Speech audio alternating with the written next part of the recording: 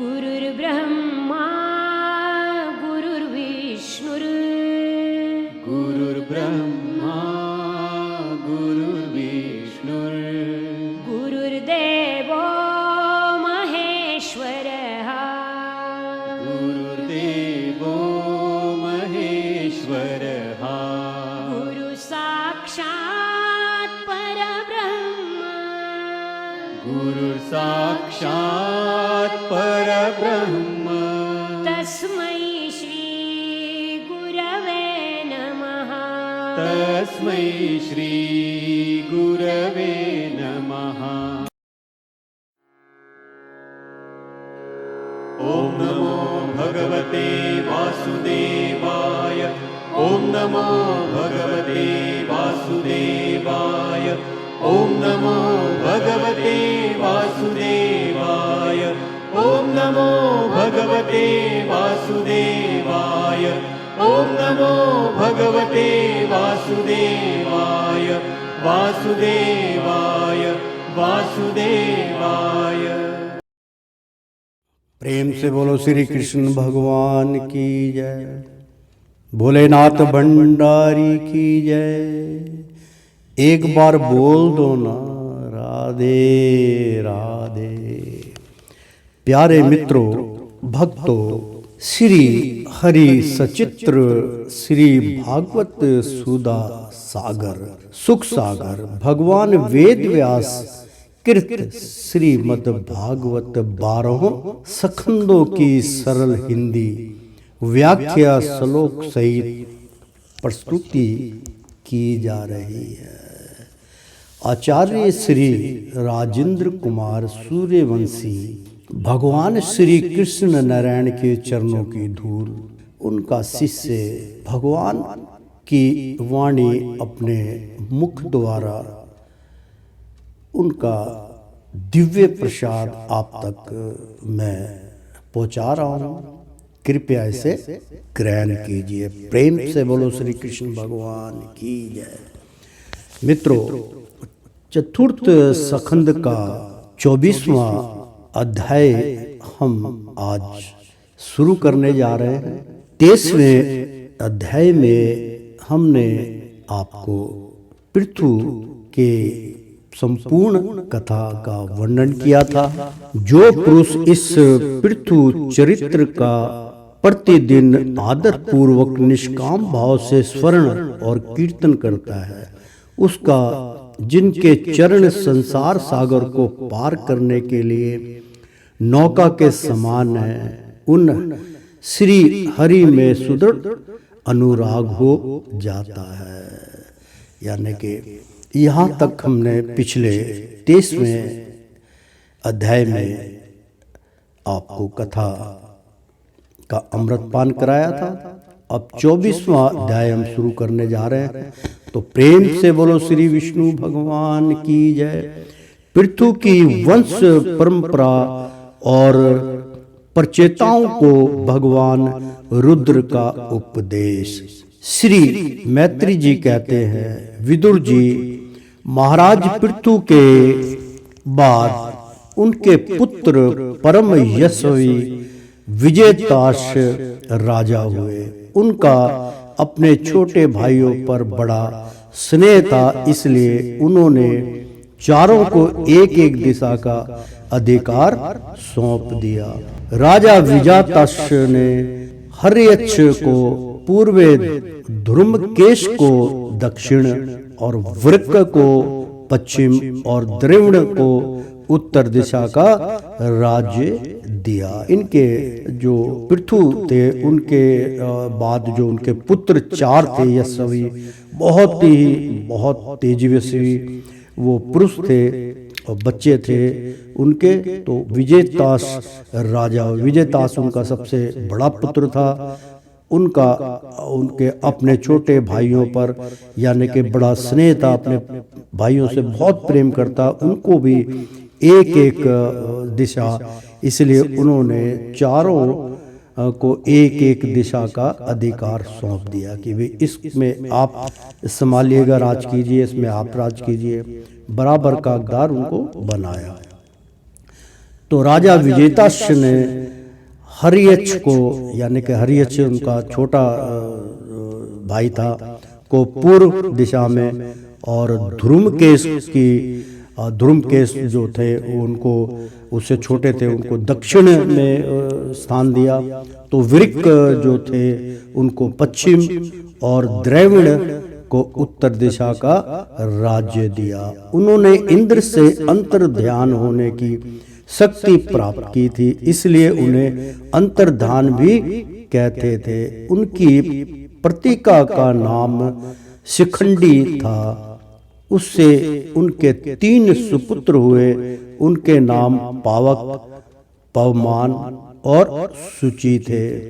पूर्व काल में वशिष्ठ जी का शाप होने से उपयुक्त नाम के अग्नियों ने ही उनके रूप में जन्म लिया था।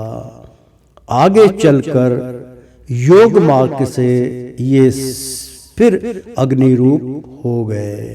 तो प्रेम से बोलो अग्नि माता की जय। अंतर ध्यान के नभ सरस्वती नाम की पत्नी से एक और पुत्र रत्न हविध्रान प्राप्त हुआ। महाराज अंतर्धान बड़े आदर पुरुष थे। इंद्र उनसे वो शक्ति प्राप्त करी थी, तो उनका जो सबसे प्रिय थे तो अविध्रान जो थे वो प्राप्त हुआ। तो महाराजा अंतर्धान, मतलब उसको अंतर्धान भी कहते थे, तो बड़े उदार पुरुष थे।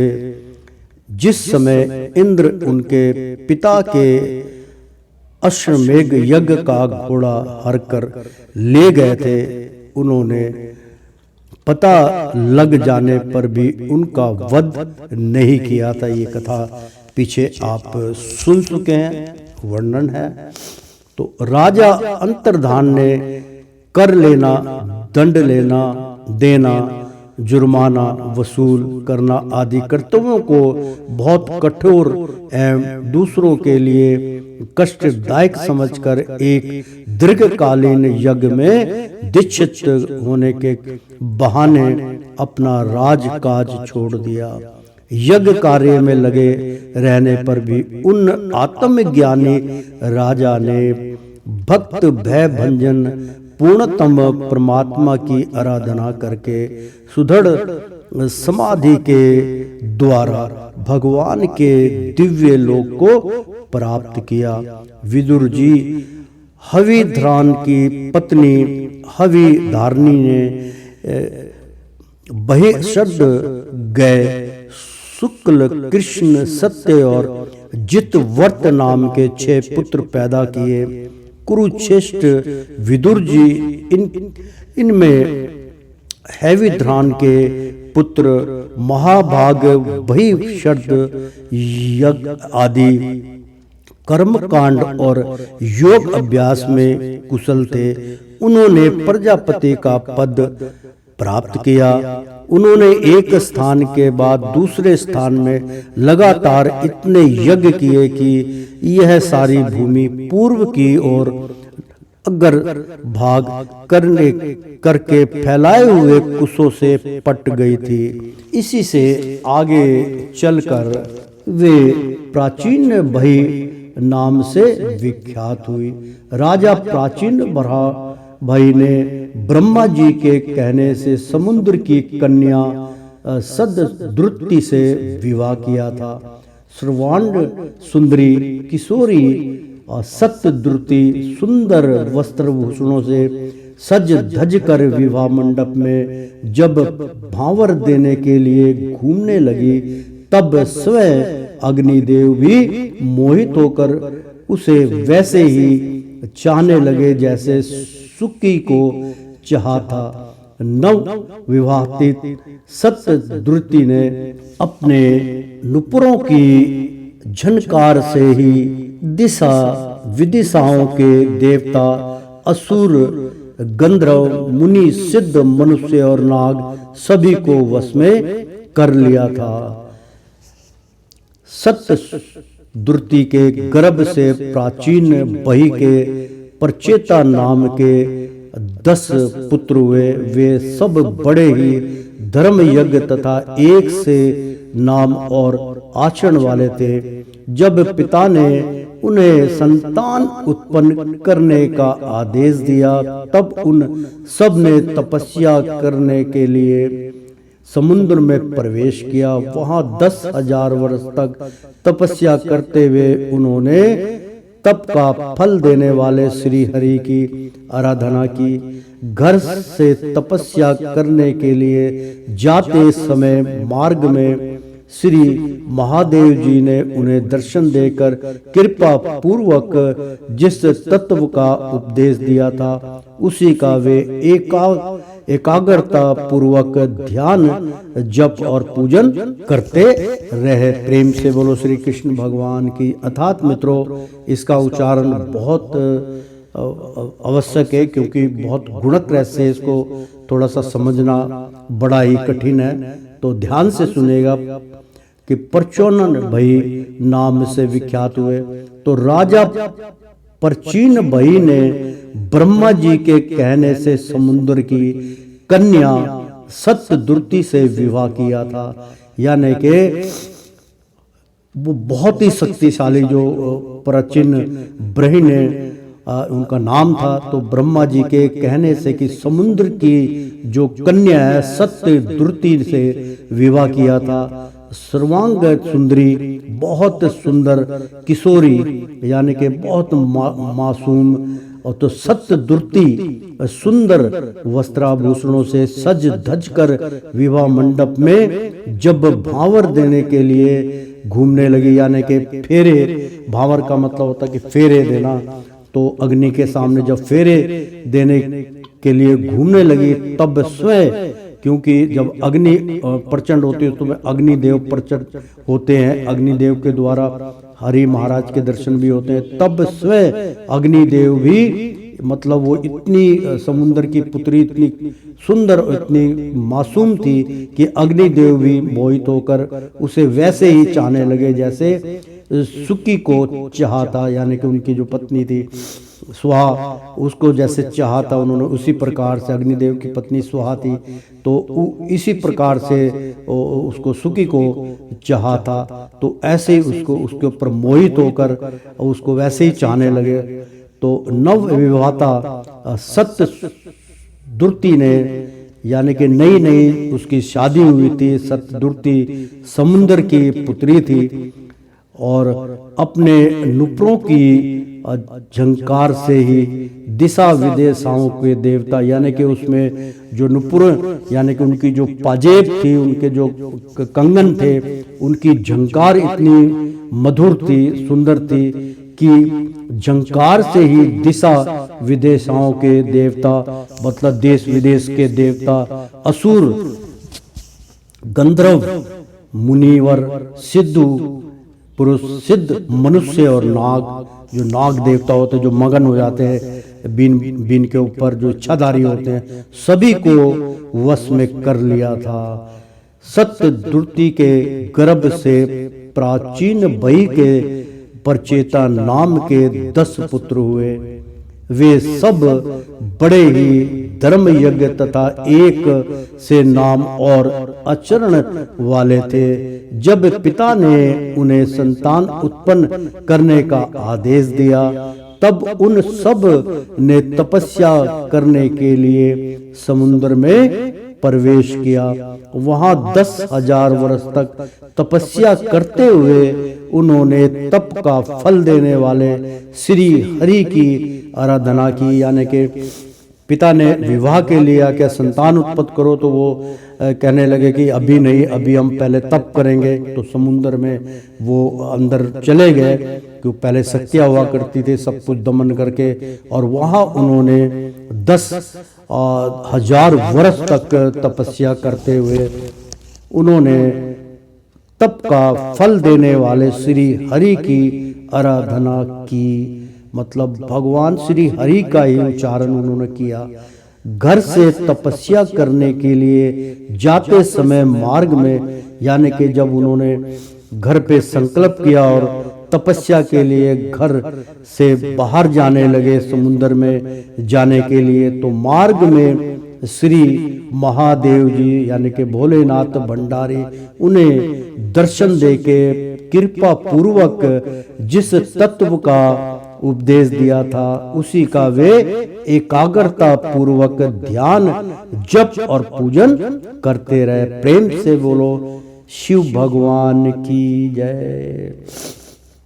तो विदुर जी ने पूछा, ब्राह्मण, मार्ग में प्रचेताओं का श्री महादेव जी के साथ किस प्रकार सगामन मतलब समागम हुआ, यानी कि प्रचेताओं का, यानी कि जो उसके पुत्र थे प्रचेताओं, सब चारों पुत्र जब वो जाने लगे वहाँ पर समुद्र में तप करने के लिए, तब विदुर जी ने पूछ लिया कि भाई वो ऐसा क्या उन्होंने उपदेश दिया था, भगवान शिव क्यों उनको जो है महादेव प्रसन्न होके मिले। तो ब्राह्मण, मार्ग में प्रचेताओं का श्री महादेव जी के साथ किस प्रकार समागम हुआ और उन पर प्रसन्न होकर भगवान शंकर ने उन्हें क्या उपदेश दिया। मित्रों सुनिए, अब वो बतलाएंगे, मतलब विदुर जी ने जब पूछा ब्राह्मण तो अब वो बतलाएंगे कि क्या उपदेश दिया था। तो उपदेश किया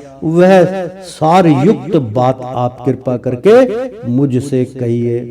तो ब्रह्म ऋषि ने शिव जी के साथ समागम होना तो देहधारियों के लिए बहुत कठिन है, औरों की तो बात ही क्या है। मुनिजन भी सब प्रकार की आसक्ति छोड़कर उन्हें पाने के लिए, यानी कि उन सब चीजों को छोड़ के उन्हें पाने के लिए उनका नियंत्रण ध्यान ही किया करते हैं, किंतु सहज में पाते नहीं। यद्यपि भगवान शंकर आत्मा राम हैं, उन्हें अपने लिए ना कुछ कहना है ना पाना, तो भी इस लोक सृष्टि की रक्षा के लिए वे अपनी घोर रूपा शक्ति शिवा के साथ सर्वत्र विचरते रहते हैं। श्री मैत्री जी ने कहा, विदुर जी, साधु स्वभाव प्रचेता गण पिता की आज्ञा सिरोधार्य कर तपस्या में चित्त लगा पश्चिम की ओर चल दिए। चलते चलते उन्होंने समुद्र के समान विशाल एक सरोवर देखा। वह महापुरुषों के चित्त के समान बड़ा ही स्वच्छ था तथा उसमें रहने वाले मत्स्यासी आदि जल जीव भी प्रसन्न जान पड़ते थे। उसमें नील कमल, लाल कमल, रात में, दिन में और सायकाल में खिलने वाले कमल तथा इंदिवर आदि अन्य कई प्रकार के कमल सुशोभित थे। उसके लटों पर हंस, सारस, चकवा और कारकंडव आदि जल पक्षी चहक रहे थे। उसके चारों ओर तरह तरह के वृक्ष और लताएं थी, उन पर मत वाले भौरे गूंज रहे थे। उनकी मधुर ध्वनि से आकर्षित होकर मानो उन्हें रोमांच हो रहा था।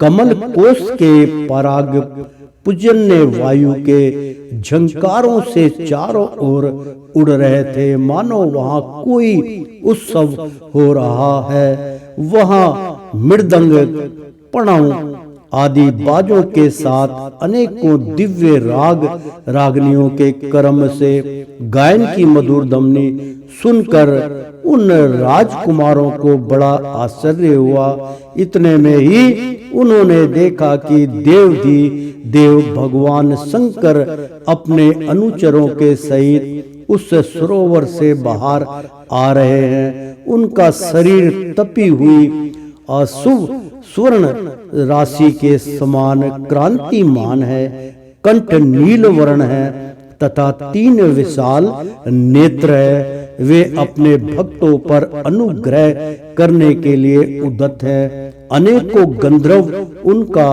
सुयश गा रहे हैं, उनका सहसा दर्शन पाकर प्रचेताओं को बड़ा कुतूहल हुआ और उन्होंने शंकर जी के चरणों में प्रणाम किया। तब संकट गत भयहारी धर्मवत्सल भगवान शंकर ने अपने दर्शन दे प्रसन्न हुए उन धर्म यज्ञ और शील संपन्न राजकुमारों से प्रसन्न होकर कहा, प्रेम से बोलो शंकर भगवान की जय। यानी कि जब वो तप के लिए जा रहे थे तो भगवान उस सरोवर, मान लीजिए कैलाश पर्वत में जो सरोवर है उसी की हम यहाँ पे मेरे को लग रहा है कि व्याख्या है कि उसमें से वो जब वो बाहर निकल रहे थे तो बहुत संगीत गूंज रहा था और पक्षी मंडरा रहे थे, उस तरीके का वहाँ वातावरण था। तो उस कंचन जल को देख के जब वो रुक गए तब देखा कि भगवान शंकर जो है दर्शनार्थ हो रहे हैं। तो भगवान शंकर ने अपने दर्शन दे से प्रसन्न हुए उन धर्म यज्ञ और शील संपन्न राजकुमारों से प्रसन्न होकर कहा, श्री महादेव जी बोले, प्रेम से बोलो श्री शंकर भगवान भोलेनाथ की जय, के महादेव की जय। महादेव चाओ आनंद ही आनंद। श्री महादेव जी बोले, तुम लोग राजा प्राचीन भई के पुत्र हो, क्योंकि ये चारों उन्हीं के पुत्र थे। तो तुम लोग राजा प्राचीन भाई के पुत्र हो, तुम्हारा कल्याण हो, तुम जो कुछ करना चाहते हो वह भी मुझे मालूम है। इस समय तुम लोगों पर कृपा करने के लिए ही मैंने तुम इस प्रकार तुम्हें दर्शन दिया है। जो व्यक्ति व्यक्त प्राकृतिक तथा जीव संज्ञक पुरुष इन दोनों के नियामक भगवान वासुदेव की साक्षात शरण लेता है वह मुझे परम प्रिय है। अपने वर्णाश्रम धर्म का भली भांति पालन करने वाला पुरुष 100 जन्म के बाद ब्रह्मा के पद को प्राप्त होता है और इससे भी अधिक पुण्य होने पर वह मुझे प्राप्त होता है। परंतु जो भगवान का अनन्य भक्त है वह तो मृत्यु के बाद ही सीधे भगवान विष्णु के उस स्वर पर छातिन चित्त परम पद को प्राप्त हो जाता है, जिसे रुद्र रूप में स्थित मैं तथा अन्य आधिकारिक देवता अपने अपने अधिकार की संपत्ति के बाद प्राप्त करेंगे। तुम लोग भागवत होने के नाते मुझसे बढ़कर और कोई कभी प्रिय नहीं होता। अब मैं तुम्हें एक बड़ा ही पवित्र मंगलमय और कल्याणकारी स्तोत्र सुनाता हूँ, इनका तुम लोग शुद्ध भाव से जप करना। प्रेम से बोलो शिव शंकर भगवान की जय। अर्थात मित्रों, भगवान कहते हैं कि तुम लोग भागवत यानी कि भगवान की भक्ति होने के नाते मुझे भगवान के समान ही प्यारे हो। जैसे मुझे भगवान विष्णु नारायण प्यारे हैं, ब्रह्मा जी प्यारे हैं, उसी प्रकार से उनका भजन कीर्तन करने वाला भी मुझे बहुत, मैं उनसे स्नेह प्रेम करता हूँ, आप प्यारे हो। इसी प्रकार भगवान के भक्तों को भी मुझसे बढ़कर और कोई कभी प्रिय नहीं होता।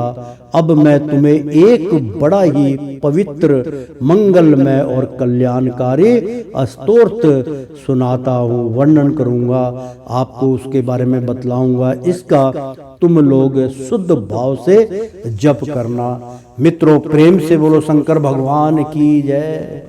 मतलब वो इस ग्रंथ के माध्यम से भगवान जो प्रसाद बांट रहे हैं वो आपको क्या करना चाहिए, किस प्रकार से भगवान का भजन करें, कीर्तन करें, शिव को कैसे प्रसन्न करें। अब भगवान स्वयं शिव जो है वो बतला रहे हैं। तो श्री मैत्री जी कहते हैं, तब नारायण प्रयाण करुणा दृढ़ हृदय भगवान शिव ने अपने सामने हाथ जोड़े खड़े हुए उन राजपुत्रों को यह स्तोत्र सुनाया। ध्यान से सुनिए प्रभु। भगवान रुद्र स्तुति करने लगे। भगवान आपका उत्कर्ष उच्च कोटि के आत्मज्ञानियों के कल्याण के लिए निजानंद लाभ के लिए है, उससे मेरा भी कल्याण हो। आप सर्वदा अपने निर्तिशय परमानंद सब रूप में ही स्थित रहते हैं। ऐसे स्वरतमक आत्म स्वरूप आपको नमस्कार है। आप पद्मनाभ समस्त लोकों के आदि कारण है। भूत सूक्ष्म तंत्र और इंद्रियों के नियंता, शांत एक रस और स्वयं प्रकाश वासुदेव चित्त के अधिष्ठाता भी आप ही है। आपको नमस्कार है। आप ही सूक्ष्म व्यक्त अनंत और मुखानगिन के द्वारा संपूर्ण लोकों का संहार करने वाले अहंकार के अधिकस्ता असंख्य तथा जगत के प्रकृष्ट ज्ञान को उद्गम स्थान बुद्धि के अधिदाता प्रदुमन है। आपको नमस्कार है। प्रेम से बोलो शंकर भगवान कीजिए। अर्थात मित्रों, उच्चारण भगवान रुद्र स्तुति करने लगे, यानी कि भगवान शिव शंकर खुद जो है सुमरन करने लगे, स्तुति करने लगे कि मैं जिसकी स्तुति कर रहा हूं उसको तुम अंतरकरण में सुनो। तो भगवान आपका उत्कर्ष यानी कि बहुत उच्च कोटि का जो है उच्च कोटि के आत्मज्ञानियों के कल्याण के लिए, यानी कि बहुत उच्च कोटि के जो ज्ञान सर्वोदक आपकी पूजा रचना करने के लिए तैयार है। तो निजानंद यानी कि बिल्कुल अलग अपना भगवान में विलीन होना, निजानंद प्राप्त करना लाभ के लिए है, यानी कि उनको संसार से कोई लेना देना नहीं है, केवल वो आपके अंदर ही अपना आनंद लेना चाहते हैं। तो उससे मेरा भी कल्याण हो। तो भगवान कहने लगे कि हे भोलेनाथ, शिव शंकर कहने लगे कि हे विष्णु दाता, हे भगवान, आप इनके ऊपर अपनी कृपा करो। ये निष्काम भाव से आपकी आराधना करने जा रहे हैं, तो मेरा भी इसमें कल्याण होगा, तो उससे मेरा भी कल्याण हो। यानी कि भगवान खुद शिव भोलेनाथ कहने की अगर वो भक्ति वेदना करेंगे तो उससे मेरे को भी मन में बड़ी शांति मिलेगी और मैं बहुत धन्य धन्य हो जाऊंगा, इससे मेरा भी कल्याण होगा। तो आप सर्वदा आप केवल एक अपने नृत्य से, आप एक ही एक नृत्य से परमानंद स्वरूप में ही स्थित रहते हैं। आप एक ही रूप में, आप निरंतर आप उसी रूप में संसार में रहते हैं जैसे आत्मा स्वरूप है। ऐसे स्वरात्मक मतलब सारी आत्माओं के आत्म स्वरूप आपको नमस्कार है। आप पद्मनाभ समस्त लोगों के, यानी कि जितने भी संसारिक लोग हैं पद्मनाभ हैं, समस्त लोगों के आदि कारण है। सब लोगों में आपका पद सबसे ऊंचा है, आपकी आराधना करते हैं, तो समस्त लोगों के आदि कारण आप ही हुए।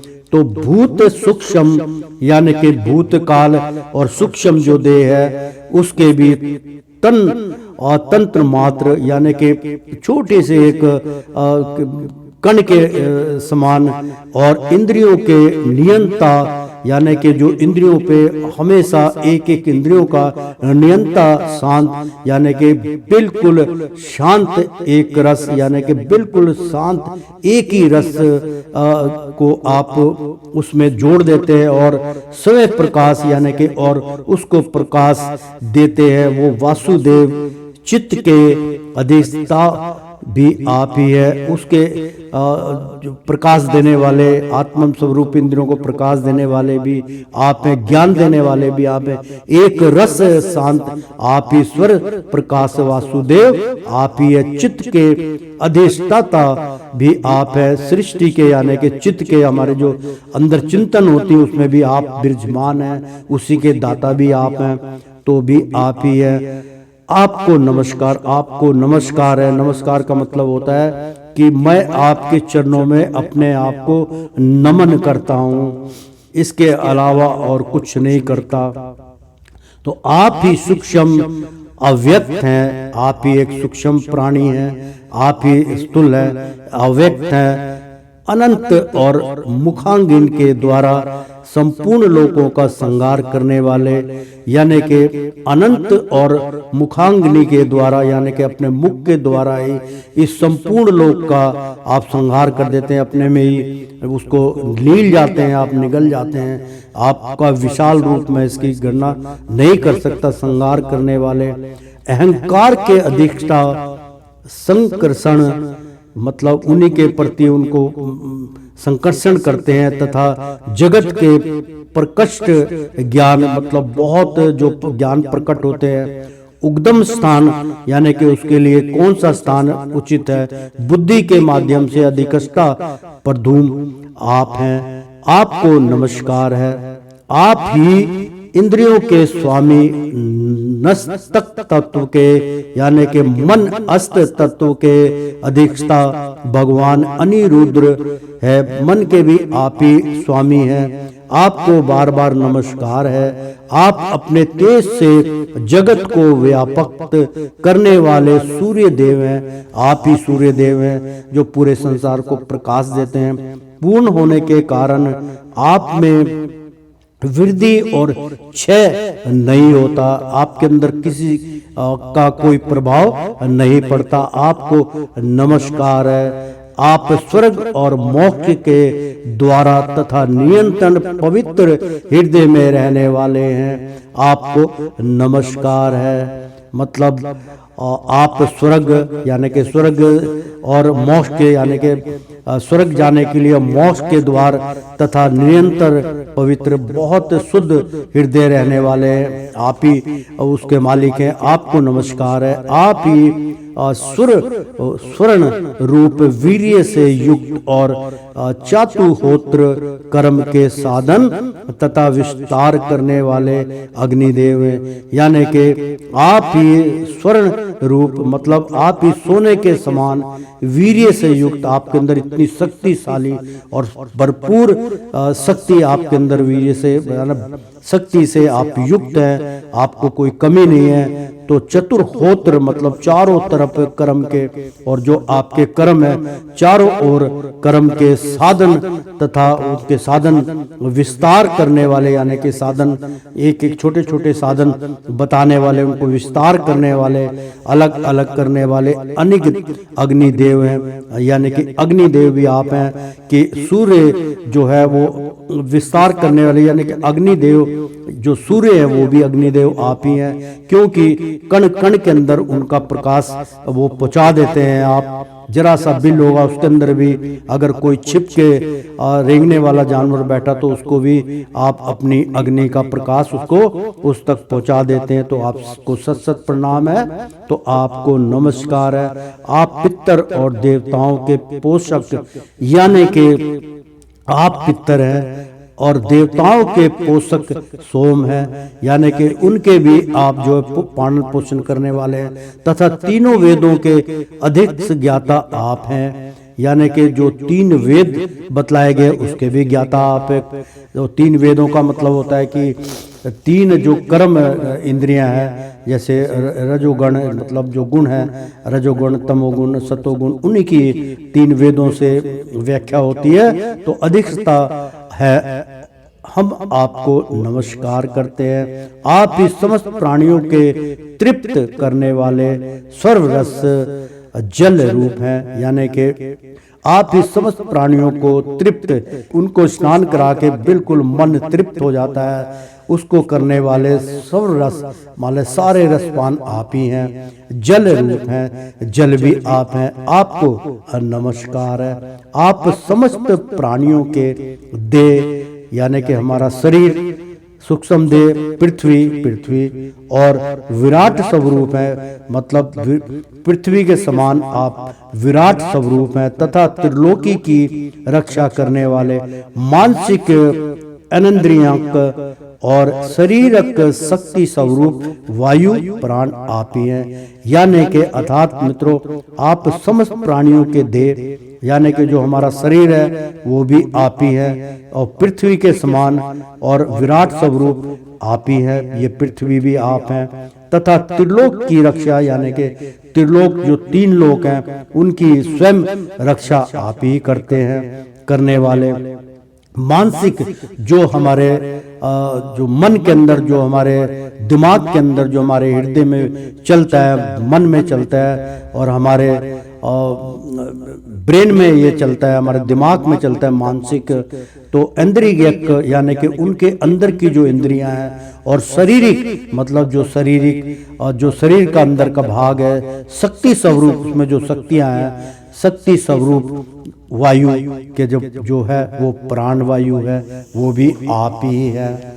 तो आपको नमस्कार है। आप ही अपने गुण शब्द द्वारा समस्त पदार्थों का ज्ञान कराने वाले तथा बाहर भीतर का भेद करने वाले आकाश हैं, तथा आप ही महान पुण्यों से प्राप्त होने वाले परम तेजस्वी स्वर्ग वैकुंठ आदि लोग है।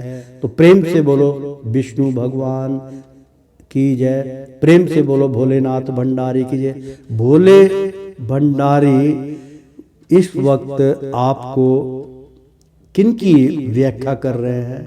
भगवान विष्णु नारायण की, जो सत इस संसार में विराट रूप धारक है, चतुर्भुज रूप है, उन्हीं की व्याख्या भगवान शिव कर रहे हैं। अपने आप को भूल के अमृत पान उनका बोल के अपना अमृत पान कर रहे हैं। तो आप ही अर्थात मित्रों, आप ही अपने गुण शब्द के द्वारा, जो आपके अंदर गुण है और गुणों में जो शब्द है, तमोगुण रजोगुण और सतोगुण द्वारा समस्त मतलब सारे पदार्थों का, जितने भी संसार में पदार्थ हैं उनका ज्ञान, उनको ज्ञान प्रदान कराने वाले, तथा बाहर भीतर का यानी कि हमारे अंदर का भेद, बाहर का भेद कराने वाले आकाश, जैसे आकाश के लक्षण है तारे, सितारे, चांद, सूरज और जो भी आकाश लक्षण होते हैं, तथा आप ही महान पुण्यों से प्राप्त, जब उनसे हम जो पुण्यों को होते जो प्राप्त करते, महान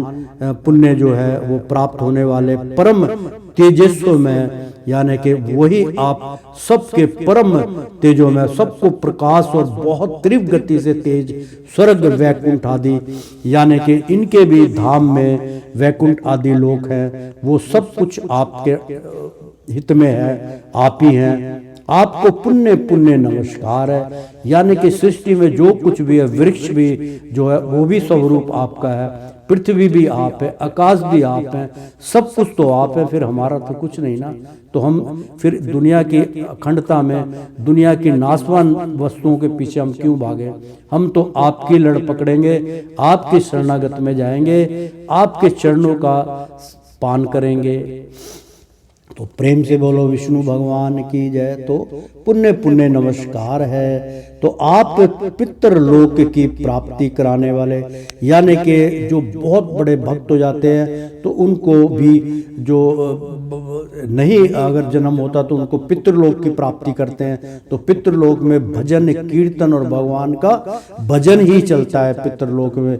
मित्रों, जैसे सत्संग चलता है तो ऊपर जो सत्संग लोक है वो पितृलोक है। इस बात को आप ध्यान रख लीजिए कि आपका भजन किया, कीर्तन किया हुआ कभी मिथ्या नहीं जाएगा, वो सब कुछ आपको पितृलोक में प्राप्ति होगी। तो पितृलोक में भी आपको भजन कीर्तन करने की अनुमति दी गई है। तो आप पितृलोक के भी प्राप्ति कराने वाले प्रवृत्ति कर्म रूप और देवलोक की यानी कि उस पे भी पितरलोक की प्राप्ति हुई, ऐसे कर्म कराने वाले भी प्रवृत्ति कर्म रूप यानी कि हमें वो कर्म प्रदान करते हैं। और देवलोक की यानी कि देवलोक में जो प्राप्ति, सबसे पहले देवलोक में जाना पड़ता है, उसके बाद फिर 7 सूर्य पार करके सारे लोगों को का भ्रमण करने के लिए सूर्य के अंदर से मार्ग है मित्रों।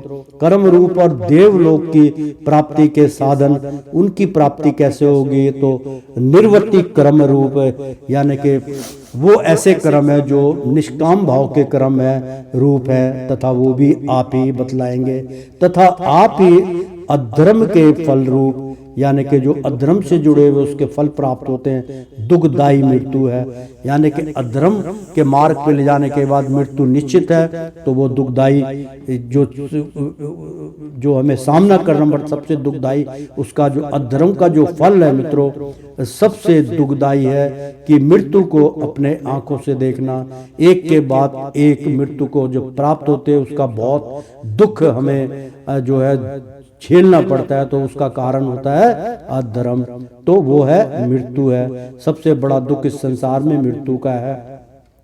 तो आपको नमस्कार है नाथ, यानी कि पूरे संपूर्ण के आप ही नाथ हैं। आप ही पुराण पुरुष तथा संख्या और योग के आदेश्वर भगवान श्री कृष्ण। एक बार बोल दो ना, राधे राधे कृष्णम कृष्णम। जितने भी यानी कि पुराणों की जो पुराण पुरुष है, यानी कि जो हम ग्रंथ से, ये ग्रंथ जो होते हैं ये कोई मृत्यु ग्रंथ नहीं है मित्रों, ये स्वयं जो है ये जीवन काल है, ये जीते जागते ये ग्रंथ होते हैं, क्योंकि इनकी वाणियाँ अमर हैं और अजय अमर हैं।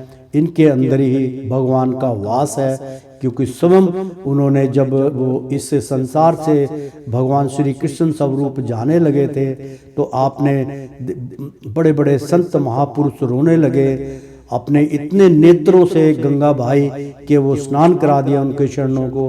भगवान ने फिर हम पे रहम करके वो कहने लगे, ठीक है मैं अपने धाम को नहीं जाऊंगा, मैं जो है इस भूलोक को छोड़ के नहीं जाऊंगा, मैं इस भागवत के अंदर, इस गीता के अंदर ही मैं मेरे प्राण अटके हुए हैं, मैं इसी में सबको दर्शन दूंगा, यही जीवन काल मेरा रहेगा। तो प्रेम से बोलो श्री कृष्ण भगवान की जय। तो इसलिए मित्रों पुराण में ये तो भगवान शिव कह रहे हैं कि आप ही पुराण पुरुष हैं, यानी कि ये जो पुराण लिखे गए हैं इसके दाता, इसके पुरुष, इसके ये कौन है इसका मालिक, तो ये पुराण के मालिक भी आप ही है। तथा संख्य मतलब जो बहुत गिनती में है, तो संख्य और योग के यानी कि संख्य जो गिने चुने योग होते हैं उनके आदेश्वर, उन योगों के आदेश्वर भगवान श्री कृष्ण है, उनके भी आप ही मालिक हैं। तो आप सब प्रकार की कामनाओं की पूर्ति के लिए कारण साक्षात, यानी कि जितनी भी कामनाएं हम करते हैं तो उसकी पूर्ति के लिए, उसको पूरी तरीके से हमें लाभ पहुंचाने के लिए, उसको संपूर्ण करने के लिए उसके कारण साक्षात मंत्र मूर्ति और महान धर्म स्वरूप आप ही हैं। आपकी ज्ञान शक्ति किसी भी प्रकार कुठित होने वाली नहीं है। आपकी ज्ञान शक्ति कभी समाप्त नहीं होती, आपका नाम कभी खत्म नहीं होता, आपके नाम का गणना जो है इस संसार से कभी नहीं जाएगी। 5 तत्व में आप ही हैं, आप ही का नाम है। तो ज्ञान शक्ति किसी भी प्रकार कुठित होने वाली नहीं है। आपको नमस्कार है, नमस्कार है, मतलब बार बार आपको नमस्कार है। आप ही कर्ता कारण और कर्म, यानी कि आप ही करवाने वाले, आप ही कारण हैं और आप ही कर्म हैं। तो तीनों शक्तियों के एकमात्र आश्रय है आप ही। तो मतलब शंकर जी कह रहे हैं कि भगवान शिव कह रहे हैं कि सब कुछ तो आप ही हैं, जहाँ जाओ तो आपके चरण है, जहाँ जल में हम स्नान कर रहे हैं तो हरि शरणागत आपकी है। कौन सी वायु में जाते तो वायु देवता भी आप हैं, अग्नि देवता भी आप हैं, तो सब कुछ तो आप ही हैं। तो हमारे कर्ता धर्ता भी आप हैं। तो मैं आपको किस प्रकार से भूल सकता हूँ। मैं आपकी शरणागत में हूँ, मेरी मनोरथ आप ही संपूर्ण करेंगे। तो आप ही अहंकार के अधिष्ठाता रुद्र है, उसी के जो अहंकार स्वरूप उनके दाता कौन है, या अहंकार कौन है, उनको चलाता कौन है, उसके दाता तो रुद्र आप ही है। आप ही ज्ञान है और आप ही क्रिया स्वरूप हैं, जो कार्य कराते हैं उसके स्वरूप आप ही है। तथा आपसे ही परा पश्यन्ति मध्यमा और वैखरी चार प्रकार की वाणी की अभिव्यक्ति होती है। आपको नमस्कार है। अर्थात मित्रों कि आप ही ज्ञान, यानी कि आप ही ज्ञान है, और ज्ञान से जो है ज्ञानता अज्ञानता सब कुछ उसी से चलता है, और क्रिया स्वरूप आप ही है, आप ही कराने वाले। तथा आपसे ही परा, यानी कि परे का ज्ञान, जो परे है मतलब जो है जैसे ब्रह्मा और फिर पर ब्रह्मा भी आप ही है, परा भी आप ही है। पश्यन्ति यानी कि उसके ऊपर या उसके नीचे, उसके बाद भी आप ही हैं। मध्यमा यानी कि बीच में, वो भी आप ही है। तो और बैकरी मतलब उसके अलावा चारों तरफ नीचे ऊपर छिपने की बैकरी, वो भी आप है। तो चार प्रकार की वाणी की, यानी कि चार प्रकार की जो वाणियां हैं, उत्तर पूर्व पश्चिम दक्षिण, यानी कि पूर्व पश्चिम उत्तर दक्षिण, उसके भी रचयिता आप ही है। तो अभिव्यक्ति होती है, यानी कि उसके वाणी की अभिव्यक्ति, यानी कि ओम का जैसे वो उच्चारण चलता है, उसमें सब आपका अनुभव होता है। चारों दिशा में आप ही हैं। तो आपको बार बार नमस्कार है। प्रेम से बोलो श्री कृष्ण भगवान की जय। शिव शंकर की वाणी चल रही है मित्रों। बहुत अच्छा सुंदर प्रसंग, आपको ज्ञान प्रदान हो, ऐसी मैं आपसे चाहत रखता हूँ। ऐसी आपसे मैं आपको प्रेरणा देना चाह रहा हूँ भगवान के माध्यम से, कि आप इस अनमोल वचनों को ग्रहण करें। तो प्रेम से बोलो श्री कृष्ण भगवान की जय। तो श्लोक 43वां समाप्त हुआ। श्लोकों का भी इसमें व्याख्यान है। तो प्रभु हमें आपके दर्शनों की अभिलाषा है। भाई मुझे भी, हे मेरे प्रभु, मैं भगवान शिव को साक्षी मानकर आपसे निवेदन करता हूँ, और अपने भक्तों को जो ये कथा सुन रहे, प्रसाद आपका ले रहे हैं, मैं आपको तय दिल से, मन से, तन से, सब चीज से, हे प्रभु हमें आपके दर्शनों की अभिलाषा है।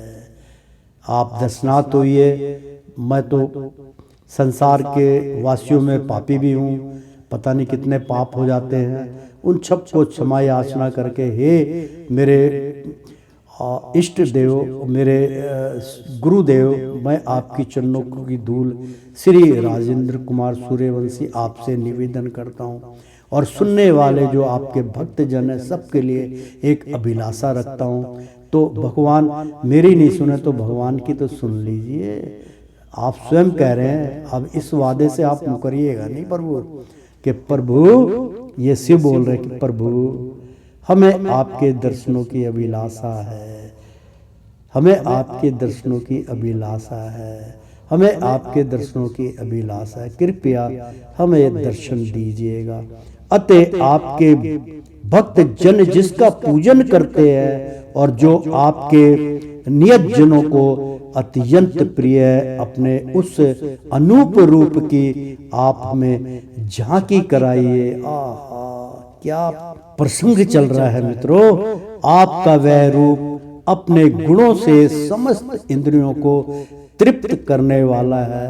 वह वर्षा कालीन मेघ के समान सिंगंध श्याम और संपूर्ण सौंदर्यों का सार स्वरसव है। सुंदर चार विशाल भुजाएं, महामनोहर मुख रविंद्र विंद्र, कमल नंद के समान नेत्र, सुंदर भवें, सुगढ़ नासिका, मनमोहनी दंत पंक्ति, अमोल कपोल युक्त मनोहर मुखमंडल और शोभाशाली समान कर्ण युगल है।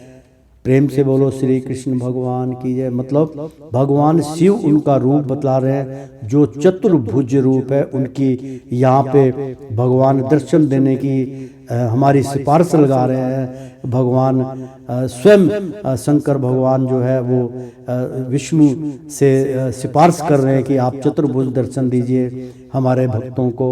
तो प्रेम से बोलो शिव शंकर भगवान की जय, विष्णु भगवान की जय।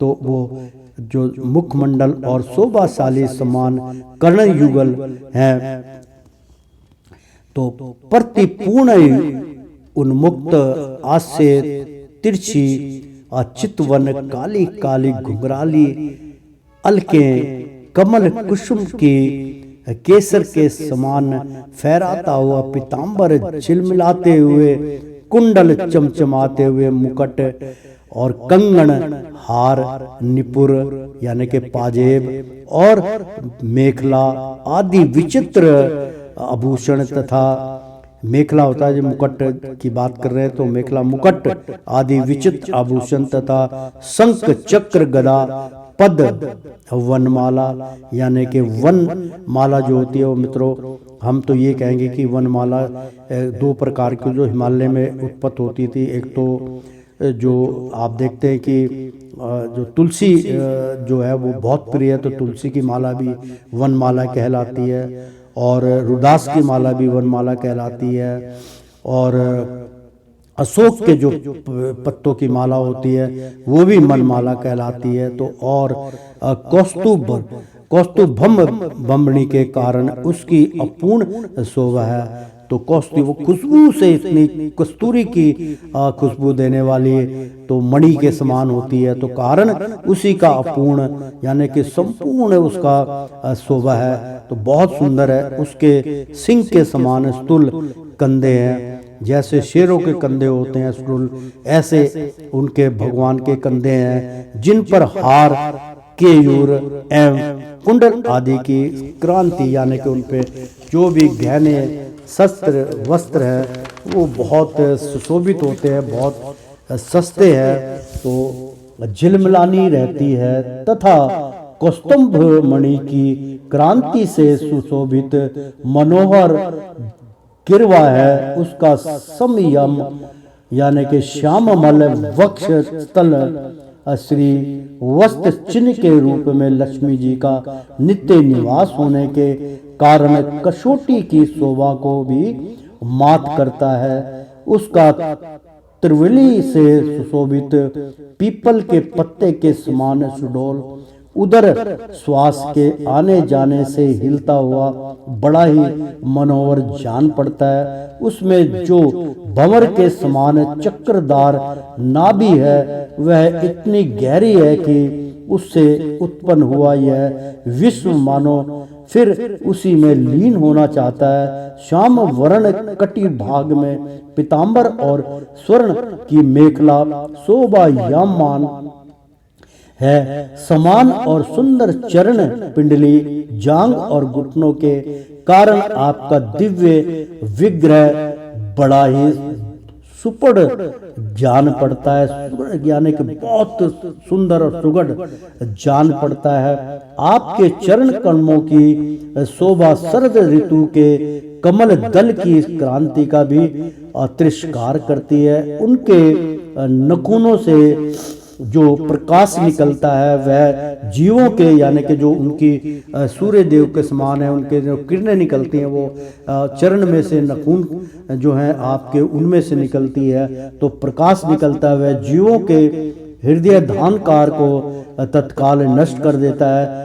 यानी कि जीवों के हृदय गंधकार यानी कि उसके जीवों के अंदर जो अंधकार होता है, प्राणियों के अंदर जो अंधकार है उसको वो प्रकाश की किरणें पड़ती है उसको तत्काल नष्ट कर देती हैं, नष्ट कर देता है। हमें आप कृपा करके भक्तों के भय आरी एवं आश्रय स्वरूप उसी रूप का दर्शन कराइए। जगत गुरु हम अज्ञान वृत्त प्राणियों को अपनी प्राप्ति का मार्ग बतलाने वाले आप ही हमारे गुरु हैं।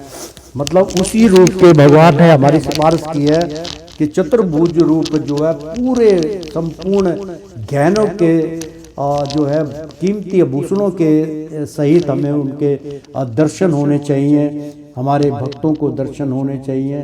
तो प्रेम से बोलो शिव शंकर भोलेनाथ भंडारी की जय और विष्णु भगवान की, चतुर्रूप भगवान विष्णु नारायण की जय।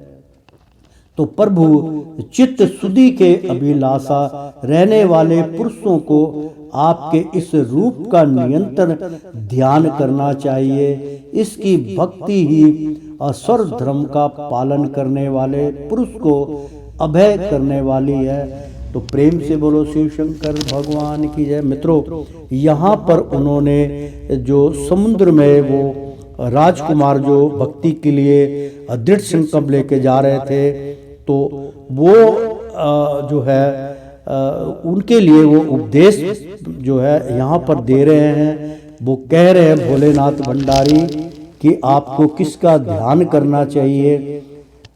तो वो आप सबके लिए इस प्रसाद को दे रहे हैं, तो ध्यान से सुनिए।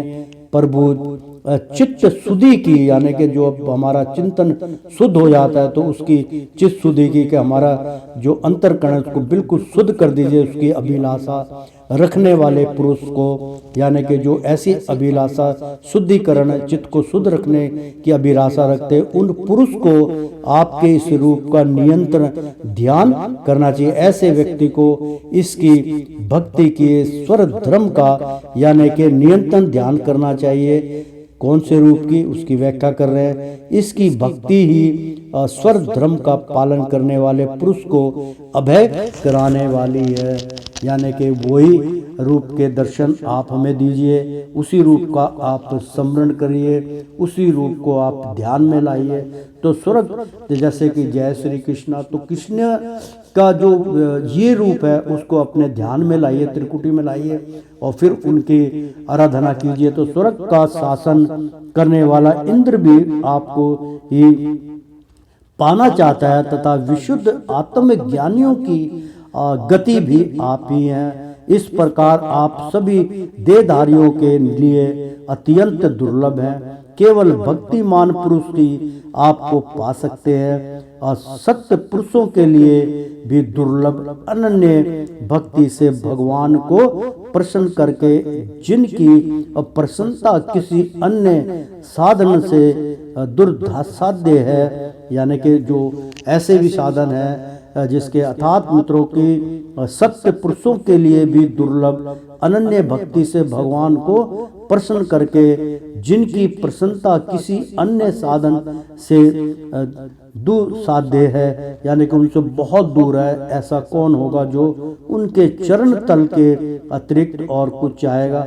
मतलब कितना भी कुछ कर ले, भगत जो होते हैं वो आपकी शरणागत की ही कल्पना करते हैं। किसी प्रकार से वो अपने आप को दुख सहन करके आपके शरणागत में किसी भी प्रकार से, चाहे मेरे को कितना कष्ट भोगना पड़े, मुझे आपके दर्शन करने हैं। मित्रों, यहाँ पे एक बहुत सत्य प्रवचन है। ये बीच में अगर मुझे अपना नहीं कहना चाहिए, लेकिन इसमें जो प्रसंग चल रहा है कि अगर इंसान कामना करता है तो मार्ग उसके लिए सहज ही खुल जाता है।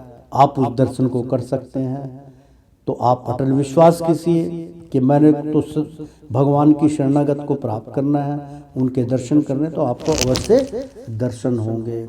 जो काल अपने अदम्य उत्साह और पराक्रम से फड़कती हुई बहों के इशारे से सारे संसार का संहार कर डालता है, वह भी आपके चरणों की शरण में गए हुए प्राणी पर अपना अधिकार नहीं मानता। ऐसे भगवान के प्रेमी भक्तों का यदि आधे क्षण के लिए भी समागम हो जाए, आधे क्षण, यानी कि एक झलक देके बेशक आप चले जाना प्रभु, लेकिन थोड़ा सा वार्तालाप जरी से कर देना। मतलब ये नहीं कि एक झलक दी और निकल गए, ऐसा नहीं है। ये तो भगवान शिव कह रहे हैं कि चलो थोड़ी सी झलक तो मिले, लेकिन हम तो स्वार्थी हैं ना। वो बतला रहे हैं कि भैया देखो कितने स्वार्थी हो गए ना भगत, जो आपकी कथा का उच्चारण कर रहे हैं उनके अंदर स्वार्थ आ गया ना। तो भाई स्वार्थ लाने वाले कौन है? प्रभु आप ही तो हैं। हम तो आप ही को कहेंगे, आप ही का भजन कर रहे हैं। तो हमें थोड़ा सा स्वार्थ ये आया कि दर्शन तो आप अवश्य देंगे, दर्शन तो मात्र आप देते ही हैं और देंगे, लेकिन अब वो कह रहे हैं ना कि भगवान के प्रेमी भक्तों का यदि आधे क्षण के लिए, आधा क्षण तो बहुत पलक झपकते ही आधा क्षण होता है मित्रों, तो आधे क्षण के लिए भी समागम हो जाए, यानी कि आधे क्षण के लिए भी आप दर्शन दे दें तो हम कृत हो जाएंगे। भगवान विष्णु नारायण की जय हो। भोलेनाथ आज आपकी तरफ से वो पूरी तरीके से वो अरदास लगा रहे हैं मित्रों। बहुत सुंदर, बहुत भव्य इसमें वो प्रसंग चल रहा है कि भगवान स्वयं मेरे गला दुख गया। मैं कह रहा हूँ आप लोगों को कि ये यज्ञ का प्रसाद आप सभी स्वीकार कीजिए, ये मौका बार बार नहीं मिलेगा। आप नहीं मान रहे तो भगवान शिव को आना पड़ा, और भगवान शिव शंकर भोलेनाथ वो आप हमारी तरफ से वो अब भगवान को अरदास लगा रहे हैं। तो प्रेम से बोलो श्री कृष्ण भगवान की जय। वो कह रहे हैं कि चलो आप भरपूर ना दीजिए तो आधे क्षण के लिए दीजिए, और मैं कह रहा हूँ कि प्रभु कोई बात नहीं, आधे क्षण के लिए दीजिए, लेकिन थोड़ा सा हल्का सा वार्तालाप जरूर कीजिएगा। हमारा आपसे बहुत चरणों को स्पर्श करके निवेदन है, हम आपके ही हैं, इसलिए आप हमारा ध्यान रखिए। ऐसे भगवान के प्रेमी भक्तों का यदि आधे क्षण के लिए भी समागम हो जाए, मतलब मिलन हो जाए, तो उसके सामने मैं स्वर्ग और मोक्ष को कुछ नहीं समझता। अगर दर्शन हो जाए तो मेरे सामने स्वर्ग मेरे को नहीं चाहिए, कोई मायने नहीं रखता। मोक्ष प्राप्त हो जाए तो कोई मायने नहीं रखता, क्योंकि जब आप दर्शनार्थ हो जाएंगे तो कुछ नहीं। और मैं इन सब चीज़ों को कुछ नहीं समझता। फिर मृत्युलोक के तुच्छ भोगों की तो बात ही क्या है। प्रभु आपके चरण संपूर्ण पंपरा राशि को हर लेने वाले हैं। हम तो केवल यही चाहते हैं कि जिन लोगों ने आपकी कीर्ति और तीर्थ गंगा जी में अनांतरिक और ब्रह्मा स्नान करके मानसिक और शारीरिक दोनों प्रकार के पापों को धो डाला है, तथा जो जीवों के प्रति दया, राग, द्वेष रहित चित्त तथा सरलता आदि गुणों से युक्त हैं, उन आपके भक्त जनों का संग हमें सदा प्राप्त होता रहे। यही हम पर आपकी बड़ी कृपा होगी। जिस साधन का चित्त भक्ति योग से अनुग्रहित एवं विशुद्ध होकर ना तो ब्रह्मा विषयों में भटकता है और ना अज्ञान गुहा रूप प्राकृतिक में ही लीन होता है, वह अनायास ही आपके स्वरूप का दर्शन पा जाता है, जिसमें यह सारा जगत दिखाई देता है, और जो स्वयं संपूर्ण जगत में भास रहा है वह आकाश के समान विस्तृत और परम प्रकाश में ब्रह्म तत्व आप ही हैं। तो प्रेम से बोलो विष्णु भगवान की जय। तो भगवान आपकी माया अनेक प्रकार के रूप धारण करती है, इसी के द्वारा आप इस प्रकार जगत की रचना, पालन और संहार करते हैं जैसे यह कोई सद अस्तु यानी कि सद अस्तु हो, यानी कि जैसे ये कोई शुद्ध अस्तु हो, यानी कि बहुत सुंदर और कोई बहुत ही जैसे सुंदर कमल हो, तो किंतु इससे आप में किसी प्रकार का विकार नहीं आता। वो देख के भी उसको कोई उनके अंदर विकारता नहीं पैदा होती। तो माया के कारण दूसरे लोगों में ही भेद बुद्धि उत्पन्न होती है। आप परम परमात्मा पर अपना प्रभाव डालने में असमर्थ होती है।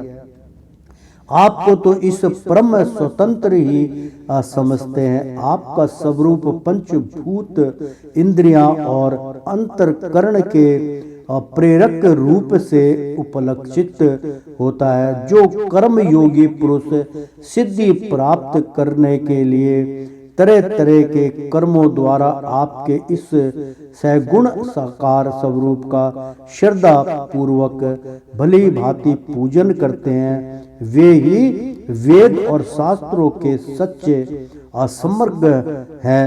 प्रभु आप ही अद्वितीय आदिपुरुष है। सृष्टि के पूर्व आपकी माया शक्ति सोई रहती है, फिर उसी के द्वारा सत्व रज यानी कि सतोगुण, रजोगुण और तम रूप यानी कि तमोगुणों का भेद होता है और इसके बाद उन्हीं गुणों से महत्त्व, अहंकार, आकाश, वायु, अग्नि, जल, पृथ्वी, देवता, ऋषि और समस्त प्राणियों से युक्त इस जगत की उत्पत्ति होती है।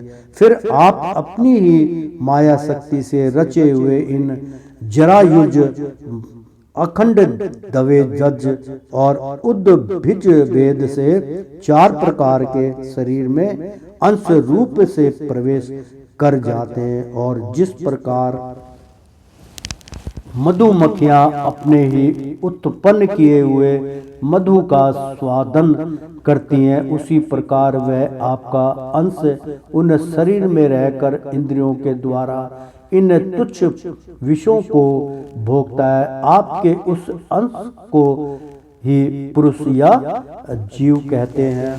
प्रेम से बोलो श्री कृष्ण भगवान की जय। अर्थात मित्रों, उनका कहने का तात्पर्य ये हुआ कि जो आपकी माया शक्ति है वो सोई हुई रहती है, लेकिन उसके कर्म सुचारू रूप से चालू होते हैं। तो 3 उसमें गुण जो बतलाए गए हैं, उससे जो अहंकार उत्पन्न होता है, अहंकार का मतलब होता है कि वो अहंकार नहीं कि आपको तो किसी घमंड हो गया, उस अहंकार की बात नहीं होती है। यानी कि अहंकार स्वरूप का अर्थ है कि जो हम दृष्टि से देखते हैं उसी के प्रति तो हमारा वो उत्तेजना उत्पन्न होती है, तो हम सोचते हैं कोई अहंकार उत्पन्न हो गया।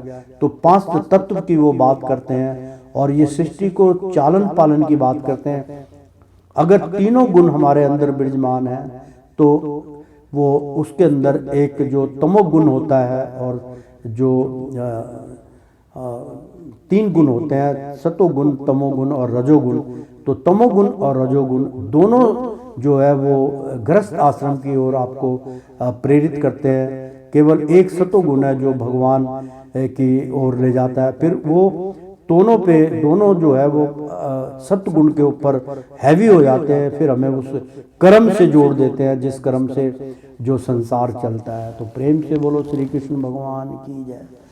तो वो उसी में प्रभु हमारे जो आसक्त हो जाते हैं और उसी में आनंद लेते हैं। जैसे मधुमक्खियां अपने ही उत्पन्न किए हुए मधु का आस्वादन करती हैं, अपना उसी का स्वाद लेती है। तो इसी प्रकार वह आपका अंश उन शरीरों में रहकर इंद्रियों के द्वारा इन तुच्छ विषयों को भोगता है। आपके उस अंश को ही पुरुष या जीव कहते हैं। यानी कि जो हम भोग वो करते हैं तो आदमी सोचता है इससे बड़ा आनंद कहीं पे भी नहीं है, तो उसमें इसको खंडन किया गया। तो प्रभु आपका तत्व ज्ञान प्रत्यक्ष से नहीं अनुमान से होता है।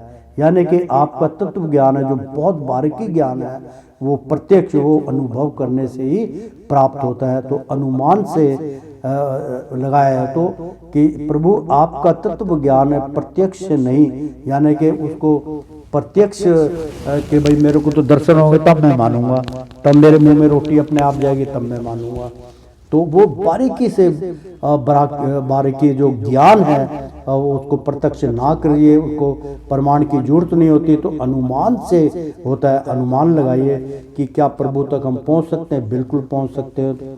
प्रलय काल में जो मतलब काल पिछले जन्मों की बात हो रही कि प्रलय काल जो समाप्त हो चुका है, उपस्थित होने पर काल स्वरूप आप ही अपने प्रचंड एवं असहा वेग से पृथ्वी और भूतों के अन्य भूतों से विचलित कराकर समस्त लोकों का संहार कर देते हैं। जैसे वायु अपने असन्य एवं प्रचंड झोंकों से मेघों के द्वारा ही मेघों को तितर बितर करके नष्ट कर डालती है, भगवान यह मोहग्रस्त जीव प्रमादवश हर समय इसी चिंता में रहता है कि अमुक कार्य करना है इसका लोभ बढ़ गया है और इस विषय की लालसा बनी रहती है, किंतु आप सदा ही सहजग रहते हैं। भूख से जीभ लपलपाती हुई सर्प जैसे चूहे को चट कर जाती है, उसी प्रकार आप अपने काल स्वरूप से उसे सहसा लीन जाते हैं। तो आपकी अवहेलना यानी कि अवहेलना करने के कारण अपनी वायु को व्यर्थ मानने वाला ऐसा कौन विद्वान होगा जो आपके चरण कमलों को विसारेगा। तो उनकी पूजा तो काल की आशंका से भी ही हमारे पिता ब्रह्मा जी और स्वयंभू आदि 14 मनुओं ने भी बिना कोई विचार किए केवल श्रद्धा से ही की थी। ब्राह्मण इस प्रकार सारा जगत रुद्र रूप काल के भय से व्याकुल है, अतः परमात्मन ही स्वरथा भय शून्य आश्रय है। अर्थात अतः परमात्मा इस तत्व को जानने वाले हम लोगों के तो इस समय आप ही स्वरथा भय शून्य आश्रय हैं। राजकुमारों, तुम लोग विशुद्ध भाव से स्वर धर्म का आचरण करते हुए भगवान में चित्त लगाकर मेरे कहे हुए इस स्तोत्र का जप करते रहो, भगवान तुम्हारा मंगल करेंगे। तुम लोग अपने अंतःकरण में स्थित उन सर्वभूतांतर्यामी परमात्मा श्री हरि का ही बार बार सत्वन और चिंतवन करते हुए पूजन करो।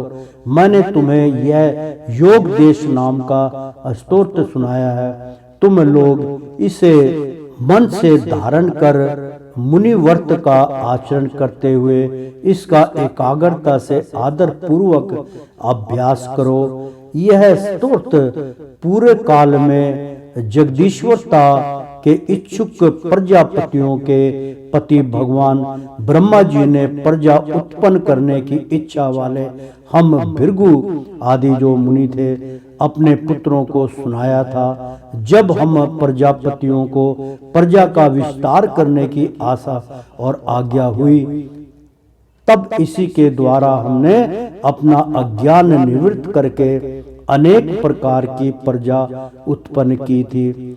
अब भी जो भगवान तत्परायण पुरुष इसका एकाग्र चित्त से नियत प्रति जप यानी कि नित्य प्रति जप करेगा, उसका शीघ्र ही कल्याण हो जाएगा। इस लोक में सब प्रकार के कल्याण साधनों में मोक्षदायक ज्ञान ही सबसे श्रेष्ठ है।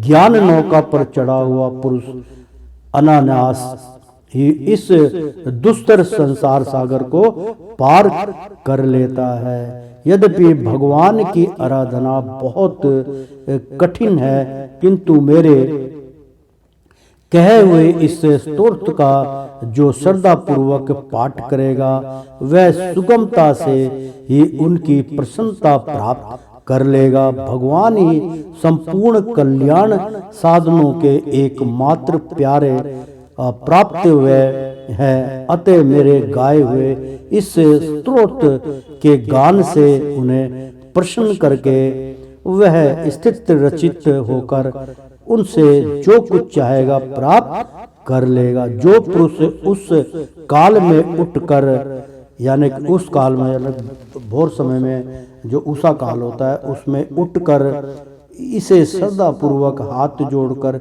सुनता या सुनाता है। देखो मित्रों, यहाँ पर बहुत जो है उच्चारण बहुत अच्छा है, बहुत सुंदर है कि भगवान कह रहे हैं कि जो पुरुष उस काल में यानी कि अब तो ठंड पड़ रही है तो हमें कोई 9 बजे उठ रहा है, कोई 10 बजे उठ रहा है, जैसे काम के अनुसार कोई 7 बजे 8 बजे उठ के अपना तैयार होके काम पे निकल जाता है। उसी प्रकार से उषा काल की बात हो रही है।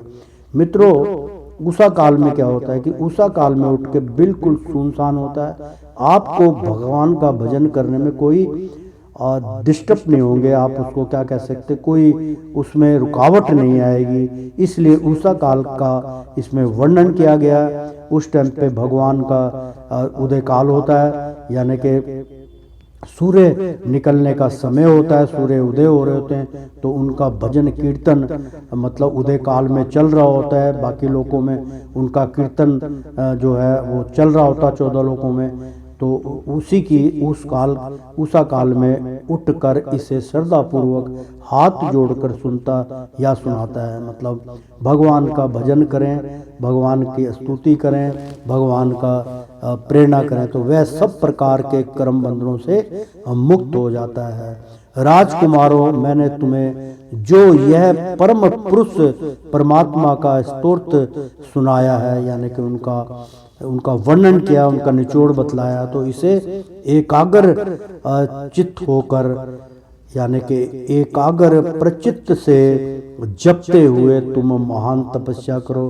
तपस्या पूर्ण होने पर इससे तुम्हें अभिष्ट फल प्राप्त हो जाएगा। प्रेम से बोलो श्री कृष्ण भगवान की जय।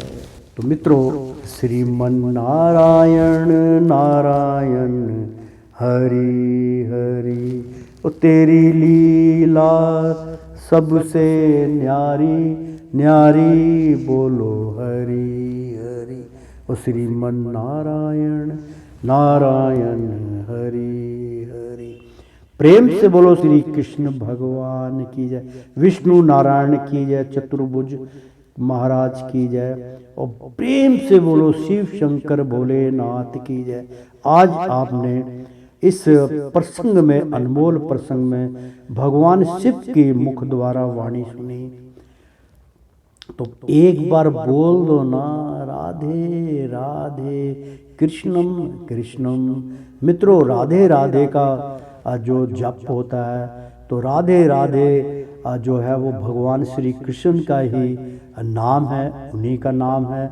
उनको राधे राधे मतलब शुद्धिकरण जो है उस राधे राधे के नाम में शुद्धिकरण संपूर्ण हो जाता है। इसलिए एक बार प्रेम से बोलो, एक बार बोल दो ना, राधे राधे, और तहे दिल से बोलो शिव शंकर भोलेनाथ भंडारी की जय, गौरा पार्वती की जय, विष्णु भगवान चतुर्भुज महाराज की जय।